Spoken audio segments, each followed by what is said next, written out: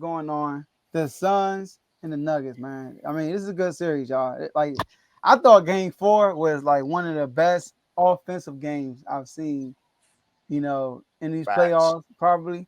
And it was like a lot, especially in the fourth quarter. It was like a lot of back and forth. Jokic having the game type of game he had. But here, I'm gonna go first in this one. So basically, uh, the question is, who has more pressure, right, to win Game 5? Is it the Nuggets or the Suns? It's the Nuggets, man. Okay, okay. I was gonna say if I'm on this island It's the by Nuggets. myself, It's the Nuggets, man. It's a Nuggets because everybody has done what they're supposed to do. Held down home court. The Suns won the last two games. So the Suns roll up in there and win the next game. That's 3 games in a row. They beat y'all and they going back to Phoenix with all the momentum. But Tom, we talked about this. We know what happened. Look at this. First, I want to start by saying this. Devin Booker, man.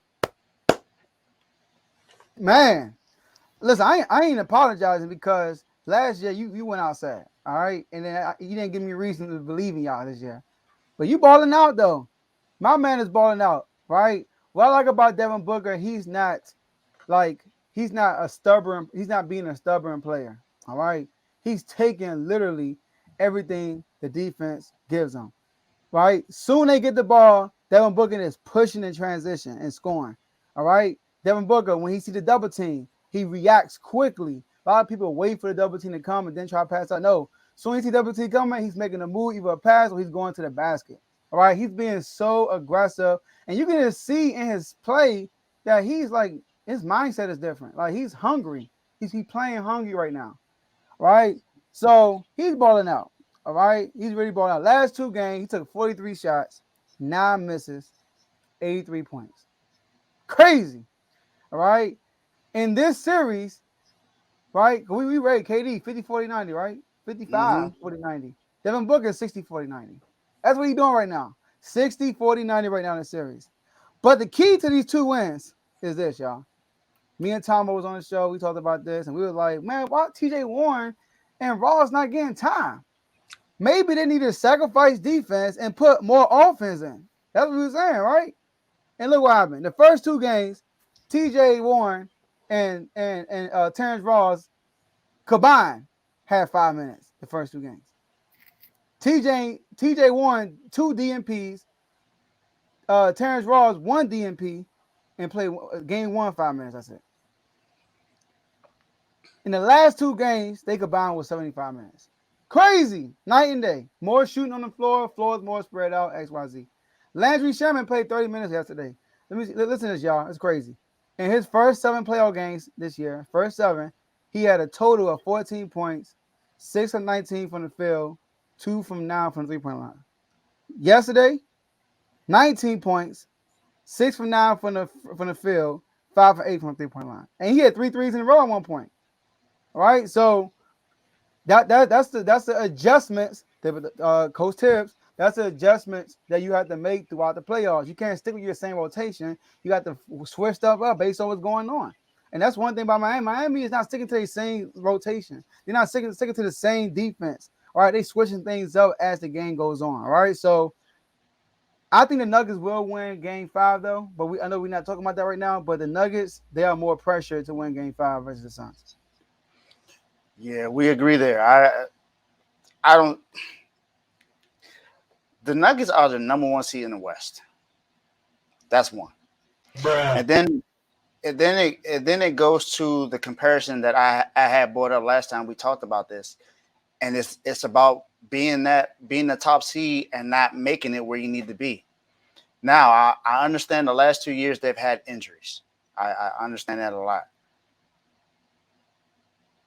but it's like I said with the Phoenix Suns back when they had Steve Nash and Amari Stoudemire and Sean Murray and Roger Bell and them boys. You can't be that top seed and not at least make it to the Western Conference Finals or make it to the finals.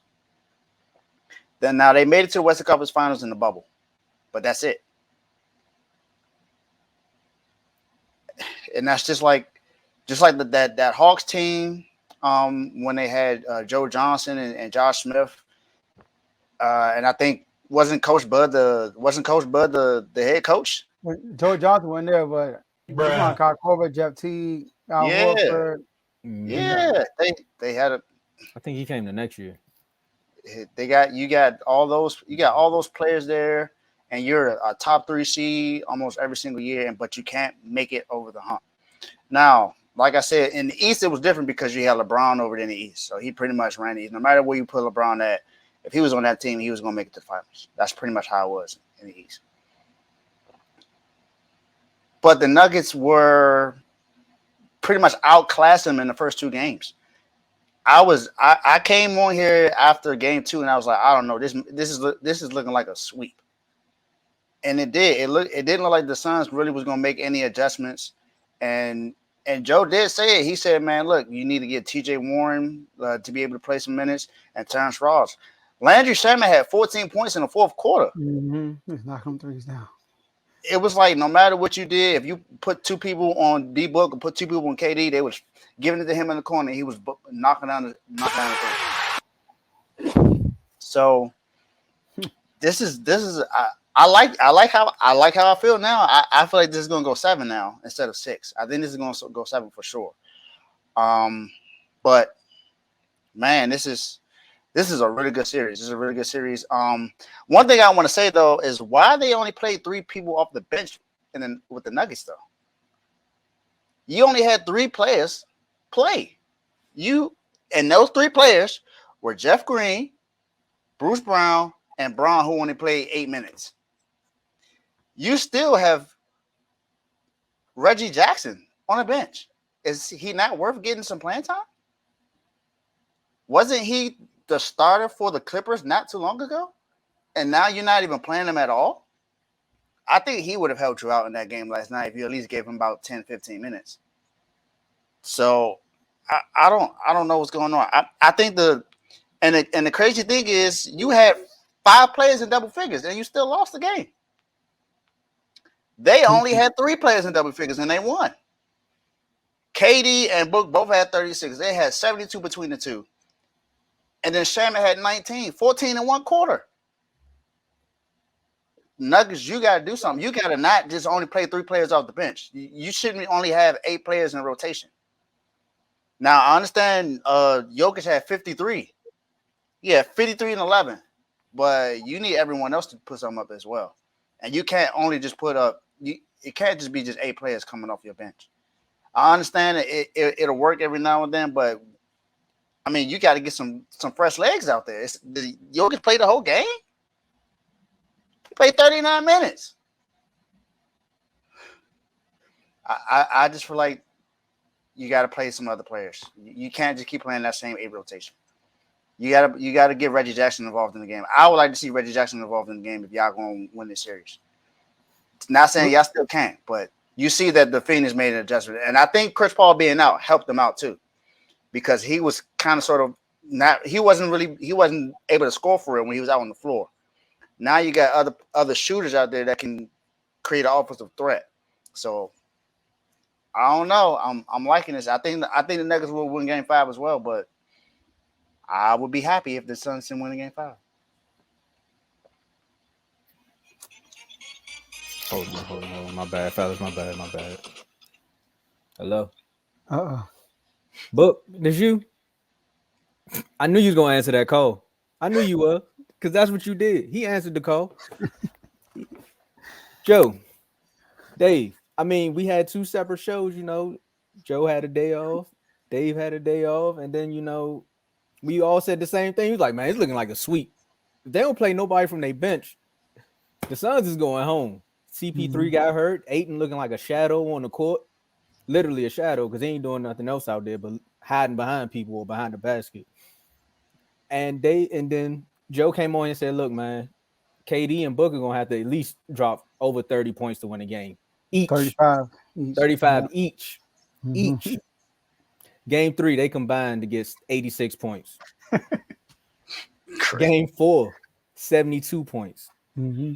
I came on here and told y'all that the Suns bench by themselves, a totality, were averaging 14 points. Shaman got that in one quarter.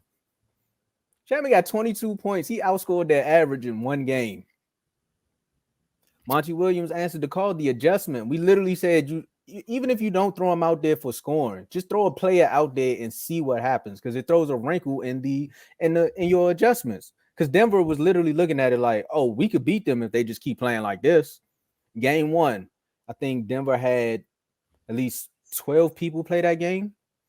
All of them got some minutes. They didn't all score, but they all got some minutes. Game two, they went to the infamous playoff 8.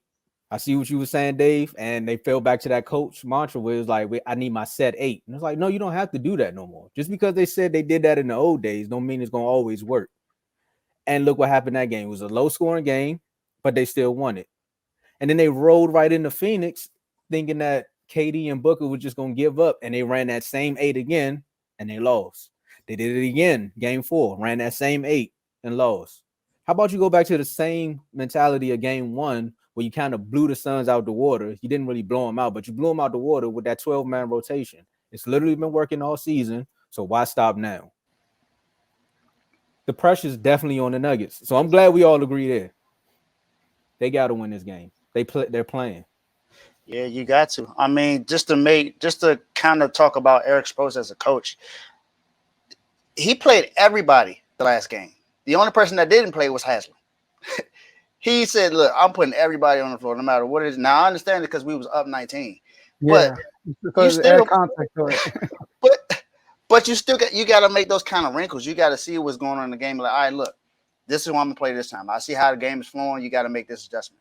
And even when before Robinson got involved, we had Oladipo out on the floor before he got hurt because it was like, all right, look, we need somebody that can pace, that can push the pace, play some defense, and make some shots. Oladipo is capable of doing that. He was an all-star before.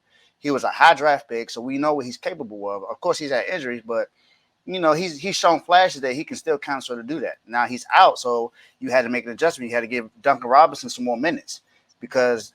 I mean, for one, you're paying him $90 million. You gave him a $90 million contract, so you got to play him. Right. So, and then now you, when I talked about us not really having big bodies, I was complaining about not only seeing Bam Adebayo on the floor. So now you got Cody Zeller involved in the game now. So those are the kind of things you got to do. You got to make adjustments throughout the game, especially when you see some things aren't going your way. So let me ask you this. All right, I got some pushback for a lot of things I said. All right, who else they gonna play? Reggie Jackson. What could have Reggie Jackson done yesterday to help that team that they couldn't do? Same thing TJ Warren did for the Suns. They didn't need offense out there. They didn't need scoring. They scored 124 points. They needed stops. He can make something happen, Joe. He played game 1. Reggie Jackson only played in garbage minutes. Game 1, they had an 8-man rotation. And then they blew him out late in the fourth quarter, and a bunch of people came in the last minute. Like 3 minutes in the game, they came in. Game 2, same 8 rotation. All right, and then you look at game 3, game 4, it's the same thing. It's just that they need defense. And these guys, they don't have defenders out here. I mean, Thomas Bryant, is he a defender? All right, you got Watson. He's a spark. DeAndre Jordan, Ish Smith. I mean, spark. The issue was DeAndre Jordan can play some defense. Get done.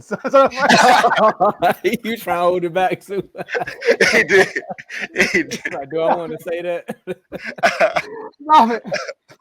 Sorry, DeAndre Jordan's no knock on you, bro. You're just not in your prime no more. In your prime, you were all defense, all that stuff. We talking about like what defense he gonna play? Like DeAndre Ayton wasn't the issue. It was Devin Booker and Kevin Durant. Like we need some wing defenders. So that's my pushback on that. Like they just didn't execute well defensively. That's what it came out to because they offensively they were scoring. Jamal had 28. Jokic had 53. You feel me? By the way, Jokic's second time in his career he scored 50 points, lost both games. First one was to Sacramento. But yeah, 2021. So I just want to throw it out there. All right. So, but yeah. So I'm gonna push back on that a little bit. You said something else that I should have wrote it down, but I can't get it up. I can't remember. You said something else I had pushback for, but I can't remember. But first of all, 8-man rotation is a championship basketball. Yes, it is. I was about to just definitely agree with you, Joe. It is a championship rotation. Did you not watch what the Warriors did? Like, yeah, the Warriors. See. All right. This is why you don't waste roster spots. This is why Dave be kirking out about Haslem be on the roster. Thank you, Joe. Thank you. Now, every game you're gonna play around 8 players in the playoffs. Now every game is different. the same 8 players are not going to play every time because it's all about matchups, right? But at the end of the day, your rotation is shrunk because your starters are playing more minutes. You want to keep the best players on the floor as long as At possible. all, exactly. You want And your starters to play a good 30 to 35 minutes a game. more than that, talk You about might want to push it to close 40 to for 40. real. Because I mean, Jimmy, I think one game Jimmy played 45 minutes. You look at J-Mo. Sixers and Tyler both played 8 guys last night. So look, and one good thing about the Suns is this. Devin Booker, how many minutes he played? He played 40 minutes. He been averaging like 45 minutes a game for real. Mm-hmm. Now KD played 44, but Shaman, those 30 minutes Shaman brought in because he came out the game and Shaman hit like 3 threes when Booker wasn't in the game.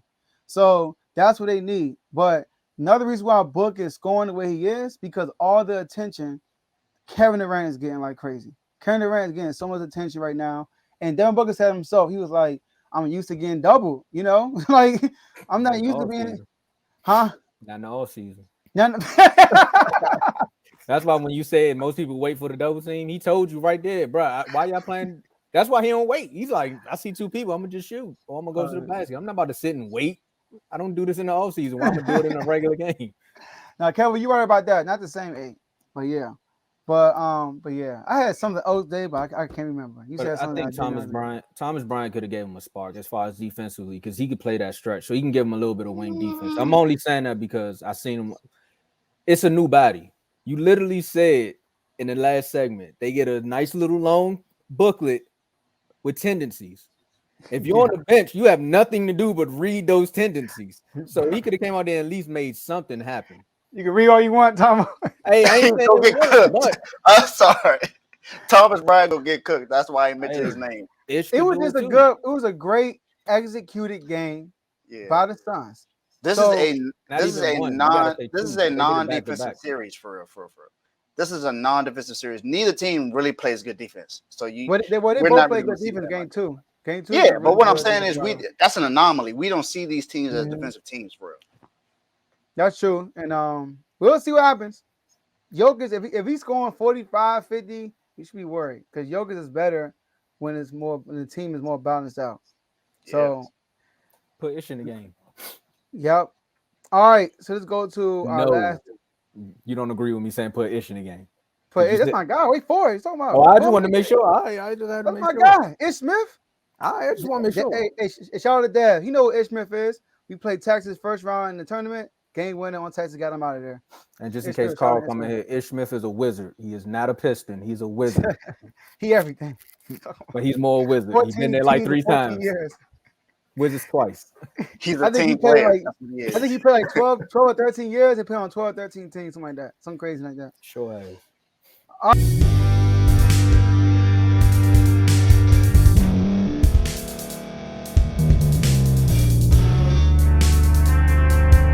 Thank you for staying to the end. If you're watching this on YouTube, please like this video, subscribe, and also hit that notification button so you can be notified next time we put out a video. If you're listening on any podcast platform, subscribe and hit that notification button, y'all, so you can be notified we put out another podcast audio. And last but not least, hit that share button. No matter what you're listening to or watching it, hit that share button and send it to somebody that you know that would love to watch this episode you just listened to. So once again, thank you for staying to the end, and we'll see y'all in the next episode.